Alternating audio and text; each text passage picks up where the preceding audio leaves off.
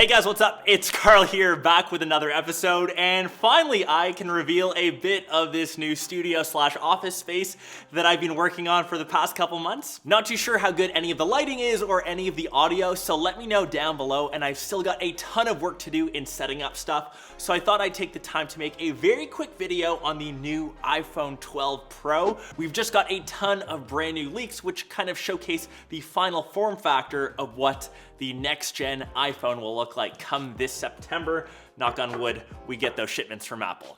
A lot of these leaks and sources are coming from Everything Apple Pro, the big guys on Twitter, Max Weinbeck. They cover a ton of Apple stuff and they tend to be right. Accessory companies are starting to receive the mold cases and CAD designs so they can start producing their own cases. And a lot of those are pointing to and confirming that the next gen iPhone will not only look, but have the same form factor as the iPad Pro. And we've kind of known that now for the last couple months. The first thing being the design, and we currently have iPhones for the past couple of years now that have the rounded glass or rounded corners around the outsides.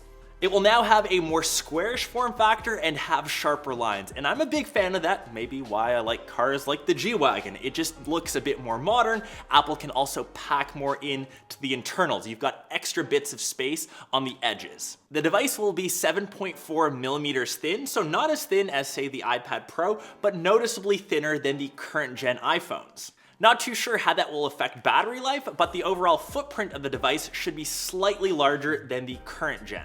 And the next big things are coming to the display, which I think are the oldest parts of the iPhone. It makes it feel very dated. We're not only getting smaller bezels, but a smaller notch size as well.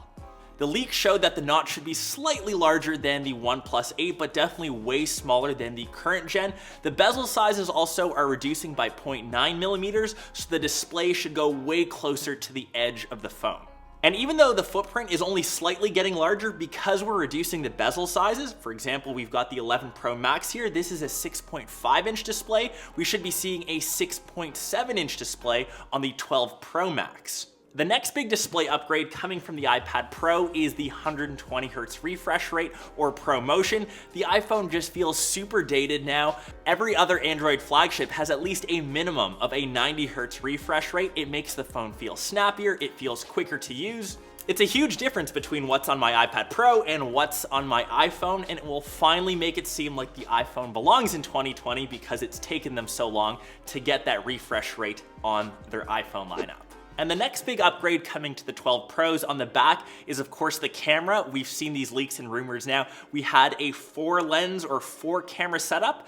3 of those will be physical lenses, whereas the 4th, just like on the iPad Pro, will be their new Lidar sensor. That's useful for measuring distances between the camera and the subject and for a lot of AR work, so that sensor should live on the bottom right corner. And just like on the iPad Pro, the entire camera cutout area, that's slightly more raised, whereas on the current iPhones, we've got the lenses raised more. We should see the lenses a bit more recessed so they don't get damaged when you place it down on a table. I think that's just a design cue change. And lastly, there are a couple physical differences around the sides of the device that have been leaked. We still have all of the same buttons, so volume rocker, on and off button, but the SIM card slot tray is now being moved to the same side as the volume rockers. And that might be because Apple is rejigging the battery size, replacing the logic board area, but we're also supposed to get a smart connector on the right-hand side of the device, mirroring exactly what we've got over on the iPad Pro. So that really means we'll see new accessories come to the 12 Pro, whether that's a smart folio type of case. Apple has also said they want to get more into healthcare, so it'll be interesting to see if they have new applications or new accessories that you can use for that smart connector. And on the bottom is where I think we've been let down most. I honestly thought we would see USB-C, just like on the iPad Pro, come to the iPhone 12 Pro. Unfortunately, I think we're only going to see the Lightning cable return. Keep your fingers crossed, but don't hold your breath too much. But we should also be receiving new speakers. They should be 15% louder than the current gen.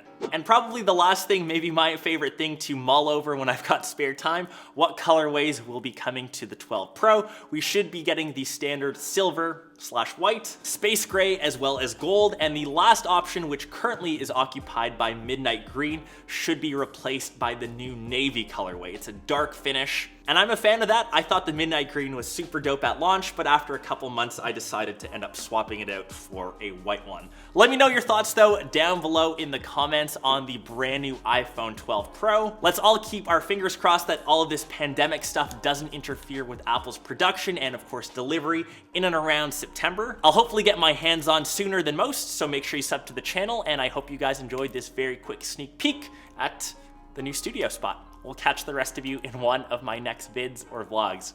Peace!